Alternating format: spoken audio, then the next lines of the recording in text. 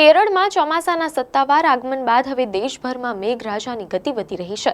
હવામાન વિભાગ એટલે કે આઈએમડીની લેટેસ્ટ આગાહી અનુસાર દિલ્હી, એનસીઆર, ઉત્તર પ્રદેશ અને બિહાર સહિત દેશના 21 રાજ્યોમાં આજે એટલે કે 6 જૂનના રોજ હવામાનમાં મોટો પલટો જોવા મળી શકે છે. આગાહી મુજબ આજે રાજધાની દિલ્હીમાં વાવાઝોડા સાથે વરસાદ પડી શકે છે, જ્યાં મહત્તમ તાપમાન 36 ડિગ્રી સુધી રહેવાની ધારણા છે.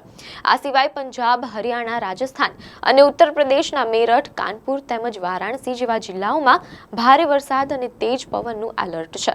બીજી તરફ બિહાર અને ઝારખંડમાં 11 જૂન સુધી વરસાદી માહોલ રહેવાની શક્યતા વ્યક્ત કરાઈ છે. હવે વાત કરીએ આપણા ગુજરાતની, તો ચોમાસાને આગળ વધવા માટે પરિસ્થિતિ એકદમ સાનુકૂળ છે. હાલમાં વેસ્ટર્ન ડિસ્ટર્બન્સની સિસ્ટમ સક્રિય થવાને કારણે અને દક્ષિણ પશ્ચિમના પવનો ફૂંકાવાને લીધે આગામી 7 દિવસ સુધી ગુજરાતના અનેક ભાગોમાં વરસાદી માહોલ જળવાઈ રહેશે, જેનાથી લોકોને ગરમીથી મોટી રાહત મળશે. આ તરફ પૂર્વોત્તર રાજ્યો જેવા કે આસામ, ત્રિપુરા અને મેઘાલયમાં ભારે વરસાદની સંભાવના છે, જ્યારે દક્ષિણ ભારતના કેરળ, કર્ણાટક, તમિલનાડુ અને આંધ્રપ્રદેશમાં ભારેથી અતિભારે વરસાદની ચેતવણી આપવામાં આવી છે.